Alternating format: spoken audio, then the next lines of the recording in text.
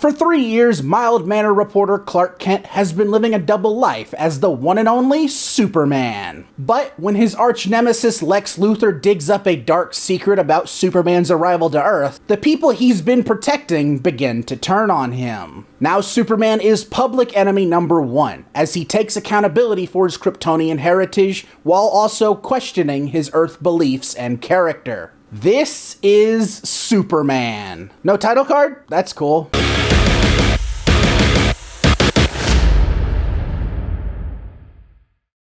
Superman is the latest adaptation of the most iconic superhero of all time. And it's also the first film in the new DC Cinematic Universe, helmed by the legendary James Gunn. But before we begin, let's allow ourselves a moment of silence for the DCEU.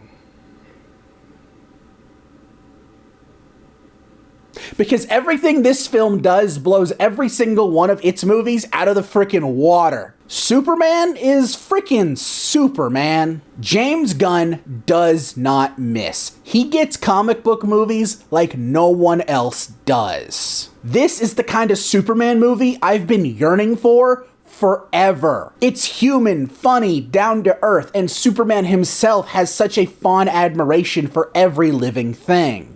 This is quite possibly the most Superman any Superman movie has ever been. And the Christopher Reeves movies are good, 2 of them at least, but this really ups the ante for my tastes at least. You'll watch this film and you will believe they pulled Superman right off the pages of the comics. Because this film skyrockets David Corenswet as Superman as one of the best superhero adaptations ever. Without a doubt, the best since Christopher Reeves. Delivering on every aspect you would want from the character. Even down to him being a bit cheesy and hokey at times. That's Superman. That's what I want out of Superman.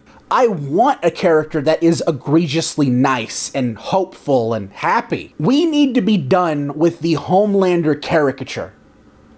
I'm done with it. I'm sick of it. And of course, when David Corenswet switches up to Clark Kent, it is a drastic and noticeable difference. Specifically in the way he carries himself, and that switch up is so good. Although it is worth noting that this film is much more Superman focused rather than Clark Kent focused, which I was more than okay with. It really helps sell Superman's human nature throughout the film. Rachel Brosnahan is also one of the best Lois Lanes we've ever gotten in a film, but maybe that's because the last one we got was Amy Adams, whose character was just such a nothing character, which breaks my heart because I love Amy Adams, but not in those movies. But what is an illegal alien without him getting on the nerves of an evil billionaire egomaniac?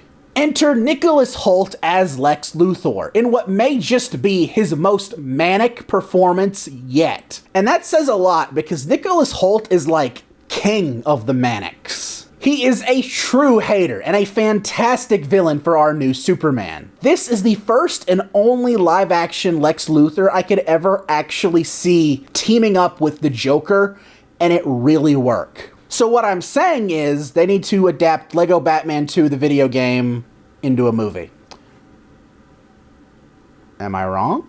Now this film is unapologetically Superman, and I mean that in multiple ways. On one hand, the film is full of hope, life, compassion, and humanity. Superman as a character has life to him. He's funny, he smiles, but knows when he needs to mean business. On the other hand, it's weird. Without a doubt, the weirdest a Superman movie has ever been. Not to say it's stupid, but I greatly admire James Gunn's ability to take weirder aspects from the comics and just make them work so well in a movie. This is really apparent with the inclusion of characters like Mr. Terrific, played by Eddie Gathegi, or Metamorpho, played by Anthony Carrigan. A lamer movie would pick safer choices like The Flash, or even Aquaman.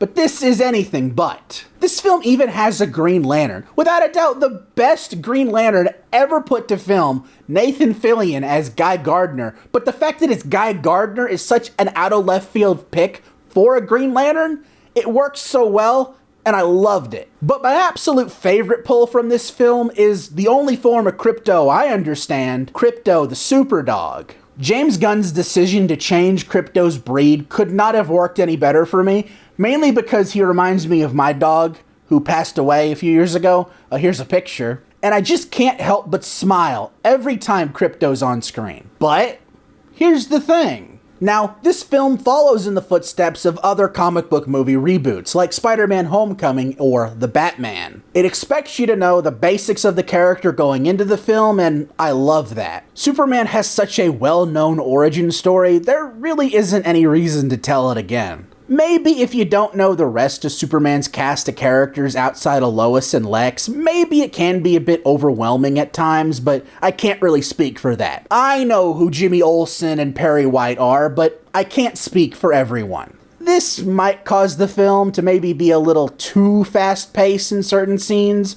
but that also means it gets to the meat of the film faster. Definitely at the sacrifice of fewer scenes with Clark Kent at the Daily Planet. This leads to a couple characters just kinda being there. At least Jimmy Olsen got better treatment than his last film outing. This film is definitely more interested in telling the Superman side of the story rather than any of his Clark Kent stuff, showcasing that Superman may not be human, but he is just as human as all of us, which I clearly think works extremely well. The DCEU had some standout movies. The Suicide Squad, Shazam, Blue Beetle, the first Wonder Woman movie. Those are all good movies. But this is almost everything I've ever wanted out of a DC movie, especially a Superman movie. It perfectly captures the humanity, the charm, the hopefulness of the character of Superman. Something that so many directors, mainly one, never understood. I never want to hear the word Snyderverse again. One more thing, Eugene, give me that.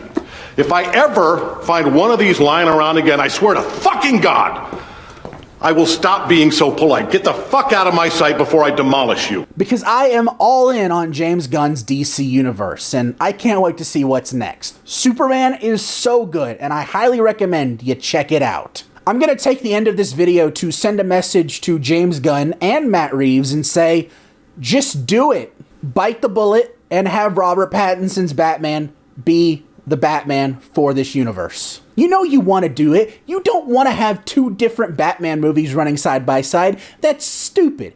I don't like that idea at all. You want superhero fatigue? Having two different Batmans, that's how you get superhero fatigue. I have a great deal of respect for both of these directors, but if they cannot look at Robert Pattinson's Batman and David Corenswet's Superman and not see the world's finest, I just don't know if I could agree with them on that. I really don't think I could. Plus, that would mean Batman might get to punch someone who doesn't just use a gun. I hope you all enjoyed this review, and if you did, please consider hitting that like button, and if you want to see more, hit that subscribe button and ring that bell to be notified when my next review drops. Until next time, I'm Quentin Dunaway, hoping you will keep it cinematic.